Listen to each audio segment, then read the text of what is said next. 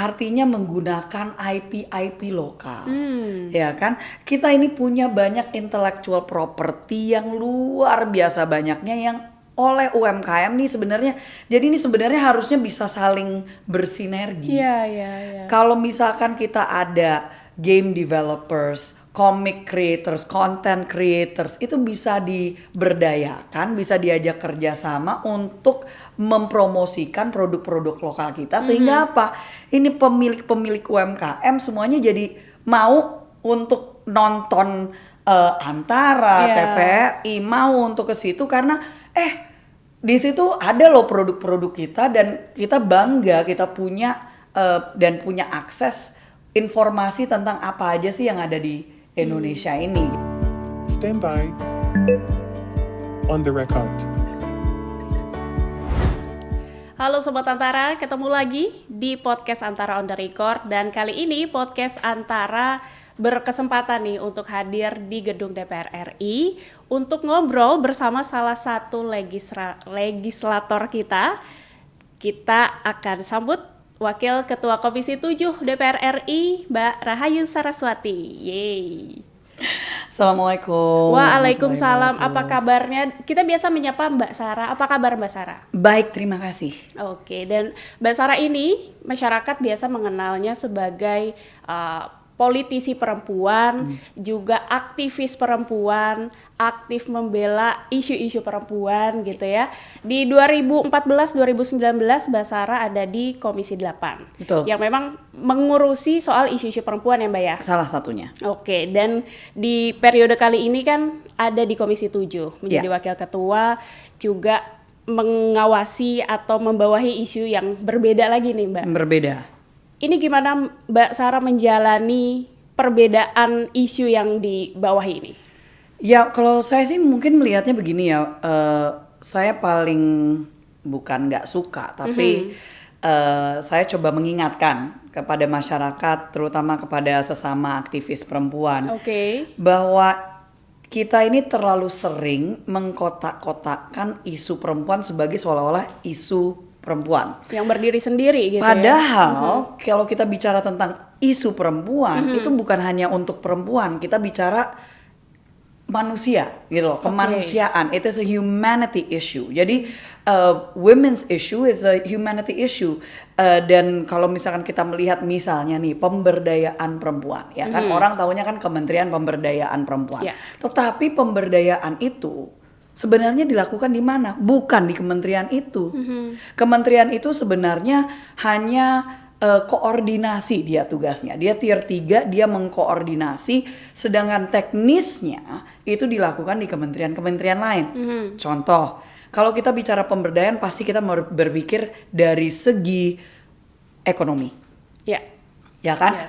Untuk jadi berdaya. Betul kan? Kalau kita misalnya menyatakan bahwa diri kita berdaya, itu biasanya dari segi ekonomi, sehingga itu ada di mana? Di ketenaga kerjaan, di UMKM, ya kan? Karena kebanyakan pengusaha UMKM adalah perempuan. Kita bicara tentang di perindustrian, nah kebetulan UMKM, perindustrian, ekonomi kreatif, itu semuanya mitra di Komisi 7. Betul. Plus pariwisata. Jadi saya melihatnya bahwa untuk saya memperjuangkan kesetaraan gender, pemberdayaan perempuan, pemberdayaan pemuda-pemudi, youth empowerment, karena sekarang saya fokusnya di situ. Itu saya harus berada di area-area yang memang bisa menggerakkan, bisa influence kebijakan-kebijakan yang relevan dengan pemberdayaan itu tadi secara ekonomi. Gitu. Jadi saya melihatnya di situ. Artinya memang ada di tempat yang tepat, yang strategis isu-isunya ya. Pastinya dong, kita pasti mengharapkan, masyarakat Indonesia mengharapkan Mbak Sarah bisa mewakili rakyat di tempat yang tepat ini gitu ya. Dan kalau bicara soal tadi, ini kan isu-isu strategis Mbak Sarah sebut ya, untuk juga pemberdayaan perempuan tadi. Kalau Mbak Sarah dari Komisi 7 melihat arah kebijakan dari pemerintahan saat ini begitu ya, untuk isu-isu di UMKM, kemudian perindustrian, pariwisata, itu tadi seperti apa sih yang impact-nya juga secara khusus ya untuk perempuan tadi. Iya. Pertama-tama semua bisa melihat fokus atau arah kebijakan itu tertuang di Asta Cita, ya kan? Dan itu digunakan oleh semua kementerian dan lembaga negara untuk menjadi acuan, untuk menjadi kompas. Kita tuh istilahnya arahnya kemana tuh semuanya ada di situ. Kalau yang berkaitan dengan misalnya pariwisata, saya dari satu ke yang lain hal. Pariwisata pasti berkaitan dengan bagaimana kita bisa menarik wisatawan mancanegara. Wisatawan asing untuk ke Indonesia. Tapi, nah ini karena kebetulan kita juga sedang membahas rancangan undang-undang kepariwisataan, itu bagaimana untuk bisa memastikan satu nyaman dan aman untuk wisatawan manapun, mau itu domestik maupun internasional dari mancanegara, tapi juga bagaimana untuk memastikan itu kebaikannya dirasakan oleh masyarakat sekitar lokal ya pasti. Iya, jadi dan itu berkaitan dengan ekonomi kreatif, ya kan? Souvenirnya dibuatnya di ekonomi kreatif, gitu kan? Jadi itu bukan di pariwisata tapi di ekonomi kreatif. Dan kalau kita bicara untuk ekonomi kreatif ini mungkin karena saat ini sayangnya dengan efisiensi anggaran, memang anggaran untuk Kementerian Ekonomi Kreatif ini bisa dikatakan sangat kecil, hanya 189 miliar. Ya, jauh sekali ya. Ini untuk satu Indonesia. Pemahamannya adalah bahwa kementerian lembaga sebagai pemerintah itu melakukan tugasnya pemerintah, ya kan, fasilitator. Tapi kalau misalkan untuk, jadi misalnya Kementerian UMKM anggarannya kecil, ya kan. Tetapi kalau kita bicara tentang usaha mikro, kecil, menengah, itu ada di berbagai kementerian. Perindustrian ada juga, industri tapi. Jadi dia itu yang mempekerjakan banyak orang dan perannya itu adalah yang industri. Mau itu industri ekonomi kreatif juga ada di industri. Karena misalnya untuk pembuatan kayak kemarin kami kunjungan kerja ke Kalimantan Selatan. Sasirangan ya, itu nggak banyak orang, jujur saya juga baru tahu waktu saya kemarin ke Kalimantan Selatan ada sasirangan gitu loh. Wastra kita, kain dari Kalimantan Selatan, beda dari batik, beda dari tenun gitu kan. Dan itu ada industrinya, tapi dia industrinya kecil dan menengah. Tapi dia mempekerjakan misalnya 50 orang, 60 orang. Sama halnya kalau kita ke Sumatera Selatan waktu itu saya juga ngelihat industri ekonomi kreatif juga, industri songket di sana. Nah itu industri dan ada di perindustrian, bukan di bawah necessarily di bawah UMKM. Harus jalannya bersama-sama gotong royong lintas sektor gitu loh. Jadi kebijakannya dalam hal ini adalah bagaimana kita bisa memastikan pertumbuhan ekonomi 8%, mendorong di sektor masing-masing tapi dengan geraknya itu bareng-bareng. Dan itu misalnya spesifik juga UMKM, kan kita melihat sudah ada penghapusan hutang, pemutihan hutang terutama pengusaha UMKM, fokusnya pasti di mikronya gitu kan. Mereka yang itu bahkan di bawahnya KUR sebenarnya, yang menjadi target mereka yang memang sudah bertahun-tahun tidak bisa, dan itu artinya apa? Supaya bisa membantu para petani dan nelayan. Jadi ini lintas sektor dan harus dilihatnya itu bukan per sektornya tapi secara makronya. Jadi jangan hanya BUMN juga nih, kayak Antara yang istilahnya harus berpikir bagaimana untuk bisa survive dan bahkan bukan hanya survive tapi succeed gitu kan, biar sukses gitu loh. Dan bicara soal UMKM ini kan dorongan dari pemerintah begitu ya. Dan salah satu mitranya dari Komisi 7 juga kan tadi sudah disebut adalah LKBN Antara gitu ya, Kantor Berita Antara. Dan kalau Mbak Sarah melihat gimana sih Antara dan juga media penyiaran lain ya bisa berkontribut untuk mengembangkan UMKM lokal kita sebetulnya? Ya, pertama ini dua arah ya. Jadi yang pertama bahwa kita punya harapan Indonesia nih harus punya semacam kayak harusnya ada flagship media, ya kan, yang bisa digunakan untuk berita terjamin, ya kan, yang tanpa hoax, ya kan, yang betul-betul jadi corong untuk pemerintah dan untuk negara. Yang kedua, kalau misalkan tadi dari segi UMKM, ya tentunya artinya apa? Bukan hanya untuk media, tapi juga seluruh BUMN seharusnya ada untuk mendorong, mendukung produk lokal kita. Iya pasti. Artinya menggunakan IP lokal, ya kan? Kita ini punya banyak intellectual property yang luar biasa banyaknya yang oleh UMKM nih sebenarnya. Jadi ini sebenarnya harusnya bisa saling bersinergi. Iya. Kalau misalkan kita ada game developers, comic creators, content creators, itu bisa diberdayakan, bisa diajak kerjasama untuk mempromosikan produk-produk lokal kita. Sehingga apa?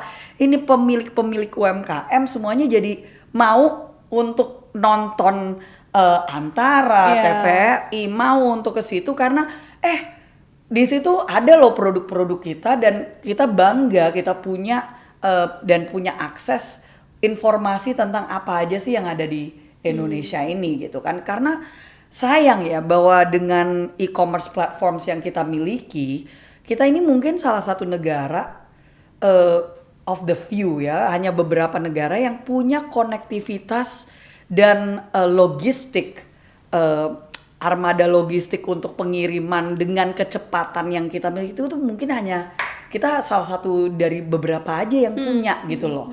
Negara lain semaju negara-negara yang ada di barat pun belum tentu punya yang istilahnya dalam 3 jam udah nyampe gitu. Atau dalam 20 less than 12 hours itu udah dari ujung ke ujung udah nyampe gitu. Dan kita punya akses informasi itu. Ya seharusnya dari sini bukan hanya dari segi berita tapi juga dari segi bagaimana untuk mendukung UMKM kita. Sehingga mereka tidak hanya bersandar kepada media sosial tapi juga kepada media-media besar dan media mainstream begitu ya. Saya tertarik sama pernyataannya Mbak Sarah soal bahwa Indonesia juga harus punya satu media yang flagship tadi gitu ya. Kita gali lebih lanjut di sini kali ya. Kalau dari pandangan Mbak Sarah sendiri, apa sih yang bisa kita lakukan saat ini gitu ya?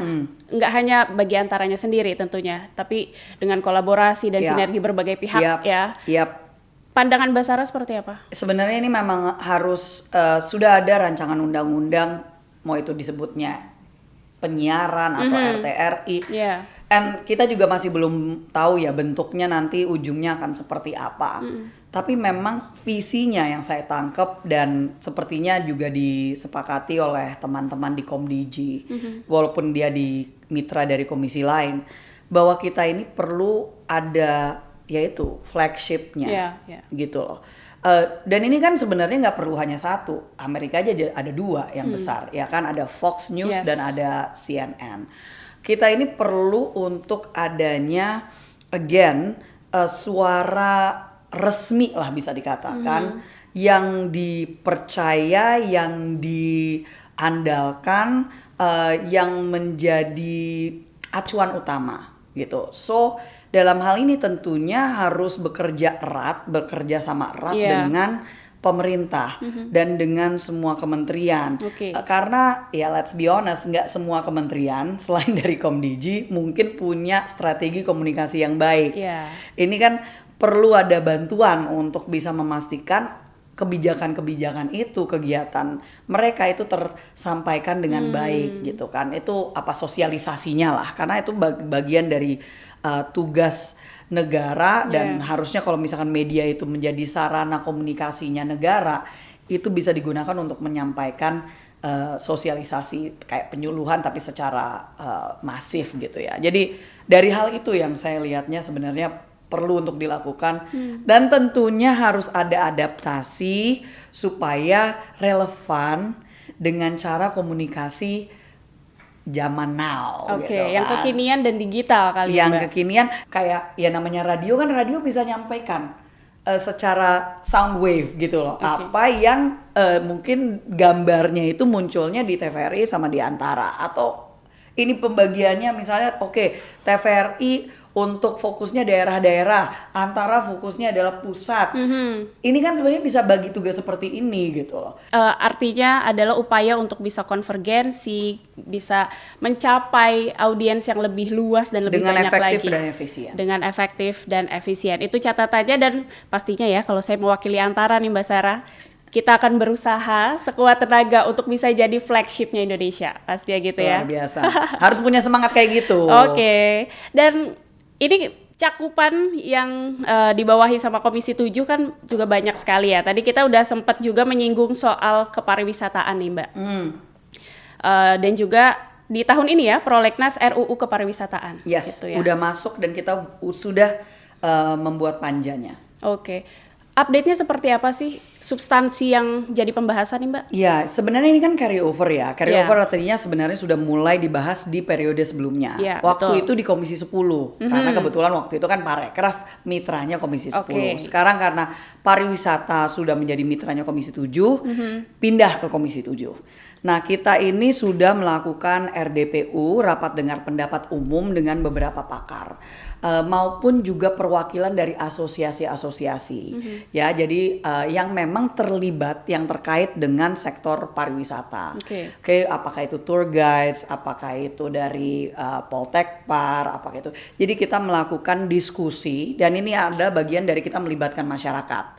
Mereka yang mewakili dari teknokrat maupun juga pengusahanya. Ya, mereka ada pengusaha dari pariwisata juga ada. Kita kemarin sudah mendengar dari mereka masukan-masukan. Kita juga sudah diskusi dengan badan keahlian DPR yang memang mereka yang punya pemahaman tentang ini lintas undang-undang supaya nggak ada tumpang tindih, ya kan? Yeah. Tapi ini jadi yang mungkin tadinya ada 4 fokus utama dari kepariwisataan, ini kita turunkan, kita breakdown jadi ada 12. Yes, 12 itu poin. akan di 12 poin itu akan masuk di dalam 4 pilar inilah bisa dikatakan ya dari kepariwisataan.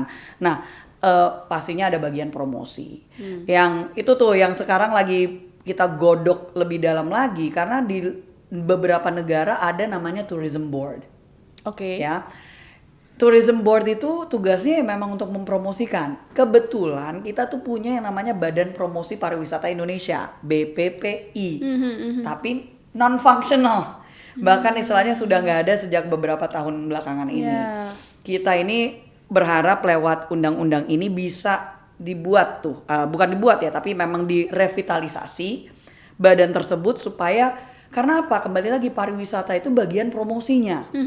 Ya kan, bikin standar, ya kan, seperti saya katakan itu fasilitator, jadi bikin standar nih di setiap lokasi harus ada ABC, pelayanannya harus seperti ini. Nah itu yang mau kita buat tuh, sistemnya seperti apa, karena kalau buat teman-teman ya sobat Antara yang pernah ke Jepang misalnya, kita mau ke lokasi manapun itu standarnya kelihatan sama, ya kan, toilet umumnya seperti apa, terus di setiap lokasi adanya apa, tiketnya bentuknya seperti apa, standar harga tiketnya juga seperti apa, itu ada, ya kan. Ini yang kita harapkan bisa kita berlakukan di Indonesia dengan standar-standar yang mungkin berbeda gitu ya. Taman Nasional akan diberlakukannya seperti apa, untuk desa wisata seperti apa standarnya, itu akan kita bikin at least ini payung hukumnya. Kalau bicara detailnya nanti mungkin di peraturan perundang-undangan. Jadi itu yang pertama soal tourism board, soal promosi. Kita juga mau mengangkat ini yang masih jadi bahan dalam tanda kutip perdebatan nih, soal pendidikannya. Karena kalau dari kita menganggap ini mau maju kayak gimana kalau masyarakatnya tidak punya pemahaman tentang pariwisata, literasi pariwisata gitu Mbak. Pariwisatanya. Jadi supaya mereka paham gitu loh, maksudnya sistem pariwisata seperti apa, atau peluang-peluang usaha di dalamnya seperti apa. Ya jangan hanya kita fokuskan di hospitality sector, di Poltekpar gitu ya. Tapi dari masyarakatnya juga harus punya pemahaman. Bukan hanya dari segi lingkungan hidup, misalnya kan soal krisis iklim, soal keberlanjutan tuh mulai masuk dalam kurikulum. Kita mau juga bahwa kita sebagai negara yang memang kaya raya dari pemandangan, dari peninggalan, sejarah dan seterusnya. Masyarakat kita harus punya pemahaman juga bagaimana untuk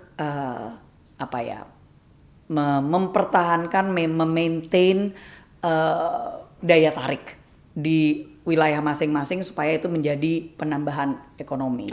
Yang ketiga dari segi yaitu promosi dan diplomasi. Kita sebutnya diplomasi budaya yang itu nanti harus kita harapkan bisa menyampaikan bahwa Indonesia itu lebih dari Bali. Ya. Jangan cuma Bali yang dikenal gitu ya. Exactly, semua udah banyak tapi sebenarnya banyak kok kalau kita bicara tentang travelers ya, wisatawan mancanegara banyak kok yang udah tahu lebih dari Bali. Karena kan media sosial, the power of media sosial, tahu bahwa ada Mentawai, ada Labuan Bajo, ada Bromo, ada Raja Ampat, ya kan niche-nya masing-masing. Nah, ini yang sebenarnya kita harapkan supaya apa? Supaya identitas Indonesia adalah Indonesia, bukan hanya Asia atau ASEAN gitu ya. Indonesia adalah Indonesia, itu bisa betul-betul lebih dikenal dengan kekayaan budaya, ras, dan segala etnisitas yang ada di Indonesia. Itu yang kita harapkan bisa kita angkat menjadi soft powernya Indonesia. Tapi yang masih menjadi tantangan atau mungkin kita bisa sebut kendala nggak sih Mbak dalam pembahasan RUU ini seperti apa sih? Karena tadi Mbak Sarah juga mention bahwa mengenai edukasi misalnya itu sempat jadi perdebatan. Atau tantangan lain seperti apa yang ada? Ya sepertinya sih hanya satu, harus punya pemahaman yang sama nih antara pemerintah sama DPR. Tapi itu kan tantangan setiap RUU Mbak ya. Nggak cuman tantangan di RUU ini, tapi sebenarnya memang kita harus memastikan bahwa ada dukungan lintas sektor untuk kepariwisataan ini.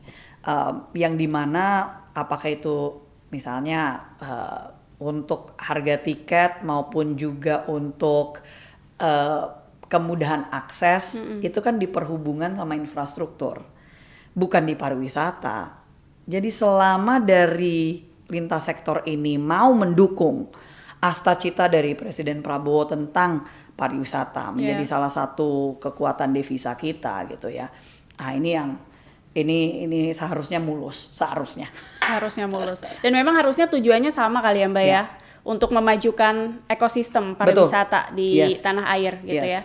Dan kita udah bicara UMKM, sudah bicara pariwisata, kita bicara ekraf nih Mbak. Ekonomi kreatif harusnya bisa jadi tumpuan Indonesia untuk peningkatan ekonomi tadi 8% gitu ya Mbak. Karena kita punya banyak hasil kreativitas, kita juga punya banyak IP lokal gitu ya. Wastra Indonesia pasti dong gitu ya. Mbak Sarah melihatnya seperti apa sih ekonomi kreatif ini, potensinya, kemudian kenapa kalau dilihat dari awam masyarakat ini belum terlalu banyak, padahal potensinya besar gitu. Ini yang membutuhkan kesabaran level dewa. Karena saya salah satu sebagai pelaku sebagai salah satu yang ada kesenian, di sektor ekonomi, pelaku kesenian. Mbak Sarah acting ya? Yes. Dan istilahnya berada di lingkup itulah gitu ya. Saya memahami bahwa Indonesia ini memiliki satu kekayaan yang limitless. Satu sumber, nggak bisa disebut pendapatan juga ya, tapi memang kekayaan yang bisa dikatakan emasnya Indonesia ke depan, yaitu apa ya, ekonomi kreatif, sektor ekonomi kreatif ini, sektor budaya kreatif ini sangat-sangat luar biasa karena satu hal yang tadi sempat saya sebut, intellectual property. IP kita ini dari yang sejarah, istilahnya kan, kalau dengan bahasa anak muda misalnya nih, Wakanda misalnya ya, Black Panther dengan si Dora Milaje-nya. Kita punya loh yang namanya Inong Bale. Jauh sebelum itu kan fiksi, kita real gitu ya kan? Itu fiktif, kita real gitu loh. Kalau kita bicara tentang IP musik misalnya, musik kita juga banyak dari luar negeri mau belajar tentang, karena di sini ada banyak instrumen yang nggak ada di negara lain. Artinya soundnya, bunyinya itu hanya bisa ditemukan di sini, ya kan? Kita juga punya banyak game. Aduh my gosh gitu ya. Kita ini dengernya cuman mohon maaf nih ya Mobile Legend, PUBG, Free Fire ya, Genshin Impact, bla bla bla bla bla bla. Itu semuanya dari luar dan anak-anak kita jadinya belajar tentang budaya luar. Mereka mohon maaf nih, setelah Perang Dunia Kedua, tahu juga ninja, samurai. Lah, kita ini gak kalah dengan segala macam sebelum yang namanya ada ninja, bahkan di Indonesia tuh ada ninja perempuan gitu loh. Oh, ini menarik. Ya kan? Kita tuh punya telik sandi dulu. Gitu loh. The intelligence dan itu perempuan tuh ada gitu loh. Dari sejarah kita, you know. Jadi dan itu semuanya tuh ada dari game developers Indonesia tuh banyak. Kita harus mulai melihat sektor ini berbeda ya. Saya salah satu yang nggak setuju kalau misalkan dibilang bahwa seharusnya pemerintah harus bisa mempertahankan sektor-sektor tersebut. Saya mohon maaf karena mungkin saya dari generasi milenial yang pandangannya sedikit berbeda karena dengan kemajuan teknologi yang ada di dunia saat ini, jangan kita bersandar kepada sektor-sektor yang sebenarnya udah melalui masa-masa otomasi. Menurut saya anak-anak muda, ayo kalian kalau punya kreativitas jadilah pengusaha. Jadilah entrepreneur daripada ngomel nggak ada kerjaan, bikin kerjaan buat teman-teman lu. Kalau misalkan lu bisa masak, bikinlah bisnis kuliner. Lu bisa jahit, bikinlah bisnis fashion. Lu bisa bikin apapun itu, ngedit video. Jadilah editor. Lu bahasa Indonesianya, bahasa Inggrisnya bagus, jadilah copywriter. Ini banyak sekali sektor-sektor lain yang sebenarnya lu bisa kerjain. Jangan bersandar kepada sektor-sektor padat karya. Walaupun dengan catatan sebenarnya banyak yang nanti akan secara industri itu besar, ya kan, agroindustri pasti akan tetap besar dan diprediksi akan meningkat karena ya ini food security kita, ketahanan pangan kita kan salah satu fokus utamanya presiden. Jadi lu kalau misalkan punya lahan, mau lu kembangin untuk nanam sayur, nanam padi, nanam apapun, agrobisnis nih bakal naik. Industri yang kedua pasti hilirisasi loh. Jangan hanya bersandar, karena kalau masih bersandar kepada sektor-sektor padat karya dan bersandar kepada pemerintah untuk provide the jobs, kita masih di zaman kolonial berarti. Yang dimana kita bersandar kepada si raja dan si ratu dan si priai untuk kasih kita kerjaan. No, kita udah move on dari situ. Mbak Sarah melihat Aircraft, ekosistemnya nanti akan seperti apa sih? Jujur ini menjadi salah satu PR dari Pak Menteri. Kita sudah banyak diskusi. Kalau akan seperti apa, ya kita akan lihat. Tapi menurut saya kita harus punya ekosistem yang jelas dengan dukungan mudah-mudahan Danantara. Jadi financingnya harus jelas, karena mohon maaf nih, Arab Saudi aja udah gelontorin 600 triliun rupiah just for game development. Nih ya, karena mereka sekali lagi udah tahu bahwa kedepannya emas dunia ini adalah ekonomi kreatif. Financing kuat, lalu kita tentunya harus mendukung, artinya apa? BUMN juga harus terlibat di sini untuk mendukung produk-produk lokal kita, IP lokal kita, mau itu dari makanan, misalnya Tomb Raider, female strong, kan, halo. Dari game dia jadi film, right? Terus dari film itu kan jadi bisa franchise-nya banyak, merchandise-nya ada, action figure-nya ada, terus udah bla bla bla bla. Bahkan Genshin Impact itu dia di dalam situ mempromosikan satu makanan yang lokal, localized di Cina di suatu daerah. Gara-gara tuh game, UMKM itu dari sektor kuliner itu yang dia masak makanan itu jadi terangkat. Bayangkan kalau misalkan dari sektor ekonomi kreatif kita nih semuanya terhubung, ya kan?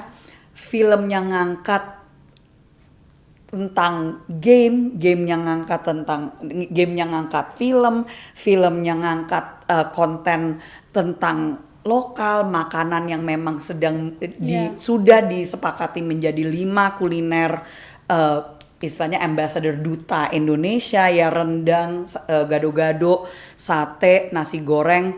Kita harus melihat ekosistem yang saling mendukung. Artinya apa? Game itu bisa didukung oleh musisi-musisi dan musisi-musisi, terutama musisi-musisi lokal dengan musik lokal kita, musik tradisional kita masuk ke dalam situ yang nanti muncul di film, dimunculkan juga di buku, dimunculkan di komik, nanti juga ada di media sosial, dan itu didukung oleh animator kita dan juga merchandise, ekonomi kreatif yang dia bikin mainan, dia bikin action figure, dia bikin bahkan kainnya. Tapi kan jadinya nggak cosplay sana, tapi cosplay skins atau figur-figur yang ada di dalam produk-produk kita sendiri gitu loh, ya kan? Why not? Sekali-kali bangga dress up sebagai Gatot Kaca gitu, kayak bangga untuk dress up jadi Telik Sandi, mau jadi jawara gitu kan. Game namanya Lokapala. Itu skinsnya dia ngangkat figur-figur, and full disclosure saya juga mendukung mereka ya, saya mendukung mereka, saya advisor di situ. Tapi kenapa saya sepakat untuk mendorong dan mendukung mereka? Karena mereka punya skins figur-figur yang dia itu mengangkat tokoh-tokoh dari mitologi dan sejarah Indonesia. Ada dari Dayak, ada dari Sumatera, ada dari Cendrawasih, dari Papua, ada figur-figurnya tuh ya berdasarkan kekayaan sejarah Indonesia. Kayaknya jadi sarana edukasi buat seluruh masyarakat Indonesia juga kali ya. Karena kan terlalu banyak banget kita punya, dan banyak yang dari situ langsung tahu hafal. itu apaan dari mana. Itu nanti ada. Dan ini kita udah bahas panjang lebar soal UMKM tadi, soal pariwisata, soal aircraft. Sebelum kita menutup podcast kali ini, Mbak Sarah, ini saya ada rasa penasaran untuk nanya Mbak Sarah, karena Mbak Sarah juga terkenal sebagai sosok legislator perempuan yang juga sering tertangkap kamera bawa anaknya ke rapat-rapat di DPR gitu ya. Itu kenapa dari alasannya? dulu, tapi baru sekarang aja nih media sosial. Kenapa alasannya sebetulnya bawa anak ke DPR? Apakah memang untuk mengenalkan anak-anak terhadap lingkungan kerjanya Mbak Sarah, atau Mbak Sarah memang ini kesempatan untuk saya meluruskan ya, karena istilahnya kayak kalau misalkan anaknya nggak bisa ditinggal, ngapain jadi anggota DPR? Kalau misalkan kan gimana dia bisa fokus sama kerjaannya kalau misalkan anaknya nggak bisa diem. Satu, dia nggak stay. Mulai dianya dalam tanda kutip rewel atau dianya nggak bisa diem, saya udah bisa ngelihat dan saya tanya mau keluar atau mau stay di sini. Dan mereka pasti akan jawab, I'm gonna go. Aku keluar. Dia akan langsung keluar. Tapi kalau anak-anak saya tipe yang dikasih kertas sama dikasih pulpen, anteng selama 1 jam lebih. Dia coret, dia merasa udah dia lagi ngambil catatan, dia lagi nyatet. Fine. So itu saya luruskan itu dulu ya. Yang kedua, penting bagi saya sebagai seorang perempuan dan sebagai seorang pemimpin. Pemimpin yang sejati adalah pemimpin yang menciptakan pemimpin-pemimpin berikutnya. Anak saya bukan baby. Anak saya adalah pemimpin berikutnya. Artinya apa? They need to be treated as such. Artinya apa? Mereka dari kecil, bahkan masih dalam perut, itu udah mereka terekspos dengan dunia ini. Jadi jangan kaget kalau ada yang dari keturunan ke keturunan tuh ada di bidang yang sama. Karena memang mereka itu dieksposnya ke situ. Kalau dokter tiba-tiba anaknya juga jadi dokter, kan nggak hal yang aneh. Jangan kaget kalau bapaknya atau ibunya politisi, anaknya juga politisi, wong dianya juga besarnya di dunia itu. Swear, ini waktu dia ngomongnya masih terbata-bata, masih nggak bisa. Dia waktu masuk ke sekolah, pertama kali masuk sekolah, gurunya sampai nanya, Bu, apa di rumah tuh selalu disuruh untuk upacara bendera? Enggak, Miss, enggak. Kenapa? Iya, soalnya tiap pagi dia suruh semua temen-temennya harus keliling, mereka tuh ada tiang bendera. Oke.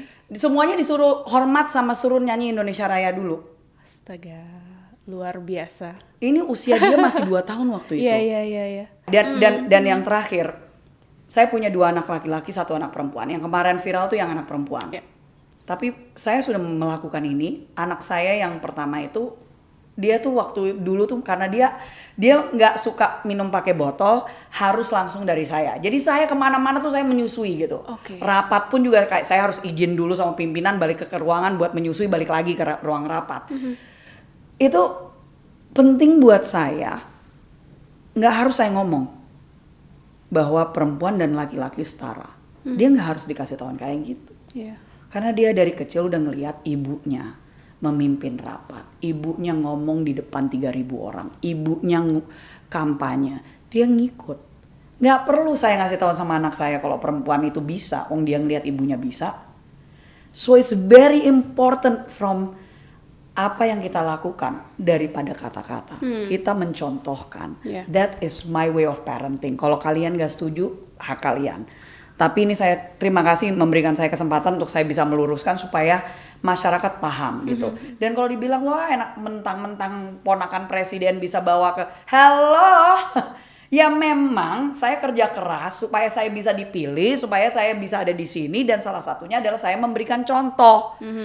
Dan saya juga selama saya waktu kemarin sebelum saya jadi anggota DPR saya masih dirut di perusahaan, saya sampai masukkan di dalam peraturan perusahaan bahwa ayah diberikan hak cuti melahirkan. Jadi bukan mereka nggak melahirkan, tapi parental leave itu bisa sampai 1 bulan. Itu saya lakukan. Bukan saya ngomong, I do it myself. Jadi saya sebagai orang tua juga istilahnya saya berharap sebagai pemimpin juga bisa memberitahukan kepada para pengusaha, ya jadilah contoh. Yeah. Kalau karyawan kalian itu bahagia, sejahtera dan mereka nyaman, you provide kalau nggak daycare minimal ada tempat yang cocok untuk mereka bisa mompa ASI mereka, karena seperti kita ketahui sebisanya anak-anak itu 6 bulan pertama eksklusif ASI. Oh yes, it's my privilege, I work hard.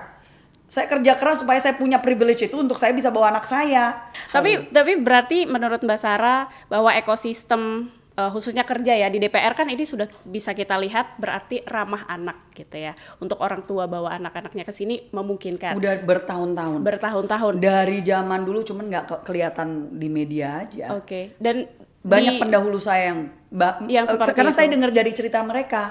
Waktu adalah salah satu senior sekarang jadi duta besar kebetulan.